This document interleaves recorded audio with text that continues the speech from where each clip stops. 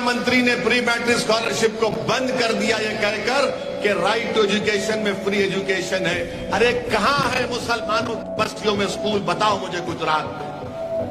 देखो आप किस तरीके से स्कूल से, प्राइमरी स्कूल के बच्चों को स्कूल की तालीम से महरूम कर रही है भाजपा। और देश के प्रधानमंत्री आकर लंबा लंबा छोड़ते हैं सबका साथ, सबका विकास, सबका विश्वास।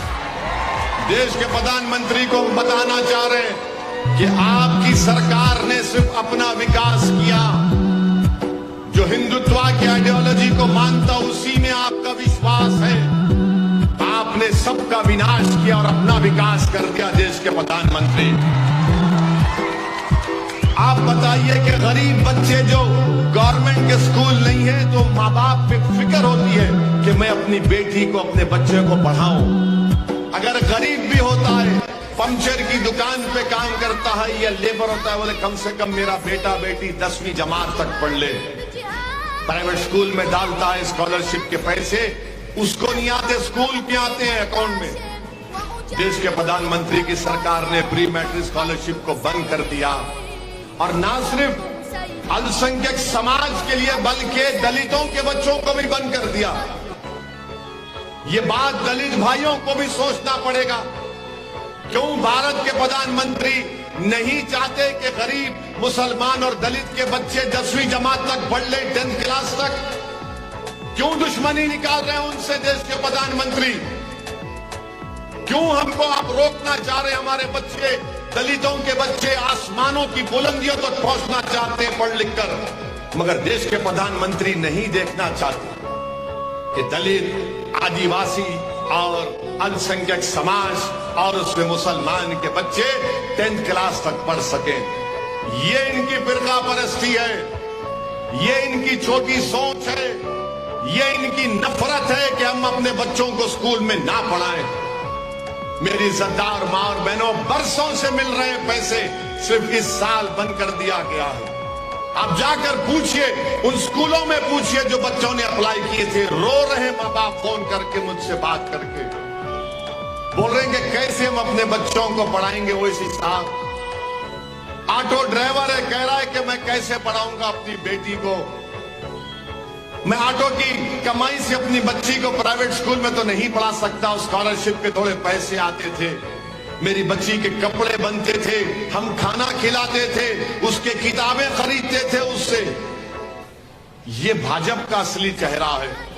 इसीलिए मेरे अजीज दोस्तों और बुजुर्गों, मेरी आप सदमन गुजारिश है कि आप 1 दिसंबर के दिन वसीम कुरैशी की आंख में पतंग के निशान पर वोट लगाइए। और फिर आप जानते हैं कि देश के हालात क्या हैं। देश के हालात में जहर घोल दिया गया है, नफरत पैदा कर दी गई है अल्पसंख्यक समाज के ताल्लुक से, कि जो दाढ़ी वाला और बुर्का पहनने वाली दिखती है, बोलते देखो ये जा रहा है, आतंकवादी जा रहा है, फुला जा रहा है। बल्कि हद तो ये हो गई कि कर्नाटका के एक यूनिवर्सिटी में उसके क्लास के अंदर एक प्रोफेसर ने एक मुसलमान बच्चे से पूछा तुम्हारा नाम क्या है? तो उस बच्चे ने, नौजवान बच्चे ने कहा बड़ी यूनिवर्सिटी है, प्राइवेट यूनिवर्सिटी है। उसने कहा मेरा नाम, मुसलमान नाम कहा उसने। तो प्रोफेसर ने कहा तू कसाब है, यानी अजमल कसाब है तू। आप बताइए नफरत कहां चले गई? दौलतमंदों में गरीबों से निकलकर प्राइवेट यूनिवर्सिटी में चले गई। मैं सलाम करता हूं उस नौजवान बच्चे को। उसने पूरे इत्मीनान और एतमाद के साथ बैठकर अपने प्रोफेसर से कहा कि खबरदार, तुमने मुझे वो नाम कैसे पुकारा, तुमने कैसे पुकारा मुझे नाम को? तो उस प्रोफेसर बोला नहीं तुम मेरे बेटे की तरह हो। तो उस बच्चे को सलाम, उसने कहा कि क्या तुम अपने बेटे को टेररिस्ट, आतंकवादी कहते हो? उस बच्चे ने प्रोफेसर की आंख में आंख डालकर जवाब दिया और कहा कि नहीं चलेगा, तुम इस तरह मुझसे बात नहीं कर सकते, मेरी बेइज्जती नहीं कर सकते। नौजवानों, यही मिजाज तुमको पैदा करना पड़ेगा। तुमको आंख में आंख डालकर जो तुम्हारा हक छीन रहा है उससे सवाल करना पड़ेगा। पत्थर मारने से, तशद्दुद करने से तुमको हक नहीं मिलेगा। आंख में आंख डालकर अपने हक का मुतालिबा करना, जो गलत कर रहा है उससे कहो तुम गलत कर रहे हो, जो नाइंसाफी कर रहा है उससे कहो कि तुम नाइंसाफी कर रहे हो, और वोट डालो, नेता बनो, सियासी ताकत हासिल करो। तुम अपने मुकद्दर के फैसले जब करना शुरू करोगे तो दुनिया तुमसे इज्जत करना शुरू करेगी। जो आज तुमको आतंकवादी कह रहे हैं, कल तुम्हारे सामने सर झुका कर खड़े होंगे और बोलेंगे बॉस बोलो क्या ऑर्डर है आपका।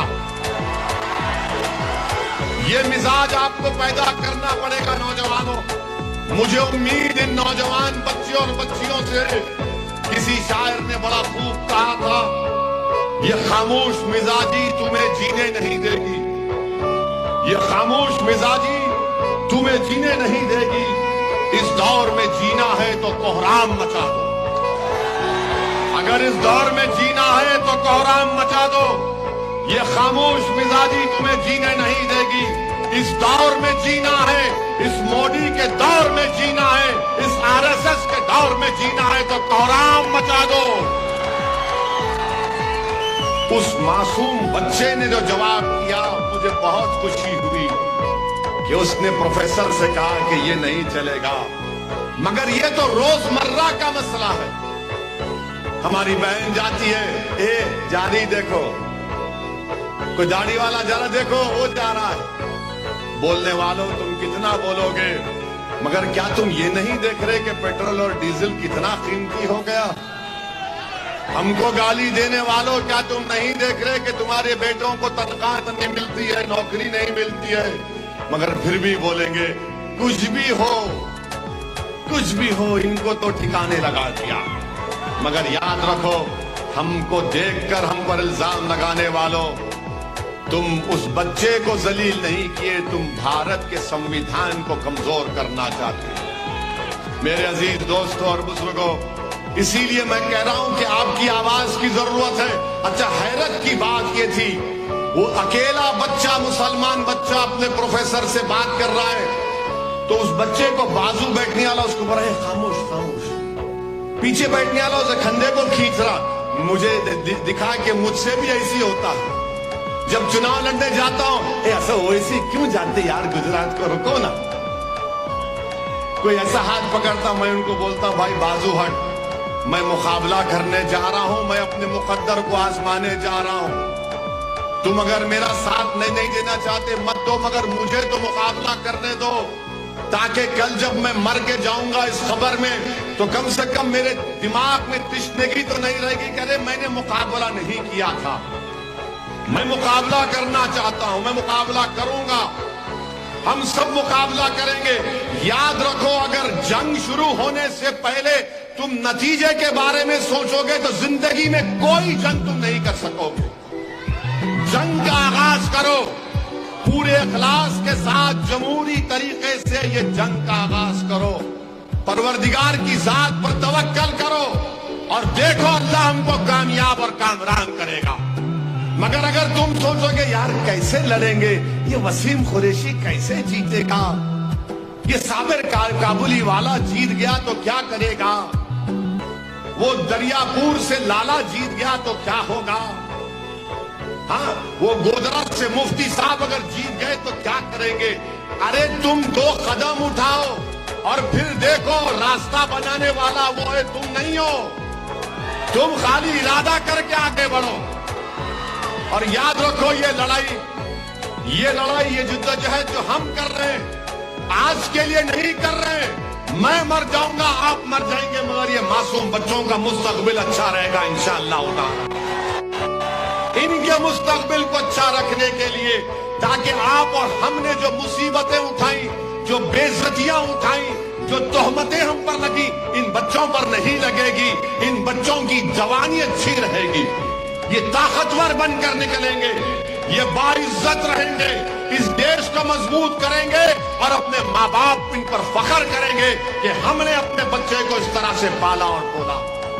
मेरे अजीज दोस्तों और बुजुर्गों, यही चंद गुजारिशात मुझे आप तक रखना था। मैं बहुत कुछ बोल सकता हूं मगर वक्त कम है। मुझे लिंबायत विधानसभा में भी जाना है, वहां पर भी जाकर मुझे हमारे मंजलिस के उम्मीदवार के हक में, उनकी ताईद में, उस जनसभा से, जलसे से मुखातिब करना है। मेरी आपसे गुजारिश है कि पूरे मुतमईन और एतमाद के साथ आप वसीम कुरैशी के हक में अपने वोट का इस्तेमाल करिए। याद रखिए मेरी इस बात को कि ओवैसी आया है सूरत को, अल्लाह जब तक जिंदा रखेगा मैं आता रहूंगा इंशाअल्लाह ताला। मैं सिर्फ चुनाव के लिए नहीं आया हूं, मेरे जिंदगी का एक मकसद है, एक मिशन है कि इस मुल्क में जो कमजोर है वो ताकतवर हो जाए। इस मुल्क में सबसे कमजोर कौन है? आदिवासी है, मुसलमान है, फिर दलित है। इन तीनों को अगर मजबूत बनाएंगे तो भारत सुपर पावर बनेगा। और ये भाजपा वाले क्या कहते हैं? देश के प्रधानमंत्री बोलते हैं कि मैंने गुजरात को बनाया। देश के प्रधानमंत्री, गुजरात आपसे पहले भी था और आपके मेरे बाद भी गुजरात अच्छा रहेगा इंशाअल्लाह। देश के प्रधानमंत्री ने मोरबी का ब्रिज बनाया था, याद रखो आप। 140 लोग मर गए मोरबी में, अब तक वो कंपनी का मालिक मोदी जी नहीं पकड़ते उसको। क्यों नहीं पकड़ते? क्योंकि वो करोड़पति है। और खेड़ा में 4 बच्चे पत्थर फेंकते हैं गरबा में, उस इल्जाम में रोड पर लाकर उनको पीटा जाता है। मगर जिसकी गलती की वजह से 140 लोग मर गए, 50 बच्चे मर गए, जिसमें 2 साल का बच्चा था, उनको इंसाफ नहीं मिल रहा है। मेरे अजीज दोस्तों, आज गुजरात में भाजपा के खिलाफ एक ताकतवर आवाज की जरूरत है, जो गरीबों के और मजलूमों के दिल में छुपे हुए बातों को हुकूमत के सामने रखकर आपकी तकालीफ और मसाइल को हल कर सके। इसीलिए मैं दोबारा आपसे गुजारिश कर रहा हूं कि यहां से वसीम कुरैशी साहब को आप तमाम लोग मिलकर कामयाब करिए। हम किसी से भेदभाव नहीं करते। ये जो यहां पर भाजपा के एमएलए है, इसके पास अगर कोई चाहता है, ए तुमने मेरे को वोट दिया था, बोलते ना वसीम, बोलते क्या बोलते, क्या बोलते? यहाँ के एमएलए, तुमने वोट दिया था हमको, यही बोलते ना, काम कराने वोट दिया था। मैं 4 मरतबा का एमपी अल्लाह ने मुझे बनाया। हैदराबाद की आवाम को लाखों सलाम, आपकी दुआओं को अल्लाह ने कबूल किया। मैं 2 मरतबा का एमएलए विधायक रहा हूं। और आज आप कभी हैदराबाद आए तो मेरे दफ्तर को आना, दारुल सलाम उसका नाम है। अगर रोज हम वहां पर हफ्ते में 6 दिन बैठते हैं, सिवाय जुमे को छोड़कर, रोज 700-500 लोग आते हैं हमसे काम कराने के लिए। 11 बजे से शाम में 3-4 बजे तक हम बैठते हैं, कोई दरवाजा नहीं है, खुला बैठते हैं। अगर 500 लोग आते तो उसमें से 250 हमारे हिंदू दलित भाई रहते, आकर काम कराते मेरे से।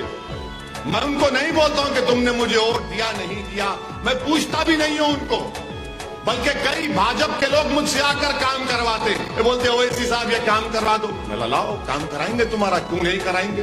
बोले हमारे इलाके में ड्रेनेज लाइन नहीं है, ले लो। मैंने अपने एमपी फंड से एक नहीं, करोड़ों रुपए के काम करवाया हूं, जहां पर भाजपा के लोग बोले। और मैं उनको बोलता हूं कि तुम काम करवाओ, डेवलपमेंट का काम कराओ, मुझे मालूम कि तुम किसका काम करोगे, मगर मैं तुम्हारा एमपी हूं। इलेक्शन में अलग बात है, उसका काम हम करवाते हैं। ये छोटी सोच रखते हैं यहाँ के एमएलए। अब इनका आखिरी बार, इनको एमएलए खत्म होंगे, दोबारा नहीं होगा। इंशाअल्लाह वसीम कुरैशी नया एमएलए बनेगा आपकी दुआओं से, जो सबके लिए काम करेगा। इसके घर के दरवाजे सबके लिए खुले रहेंगे। मेरी आपसे गुजारिश है कि मुत्तहिदा तौर पर एक वोट को इस्तेमाल करिए। जो यहाँ पर नहीं आ सके, मेरी आपसे गुजारिश है कि आप उन तक मेरी बात को पहुंचाइए। यहाँ पर जितने लोग आए, एक आदमी 5-5 लोगों की जिम्मेदारी ले ले वोट डलवाने के लिए, तब हमारा वोट डालने से, पोलिंग परसेंटेज के बढ़ने से इंशाअल्लाह यकीनन यहाँ से वसीम कुरैशी की कामयाबी मुमकिन होगी। अस्सलाम वालेकुम।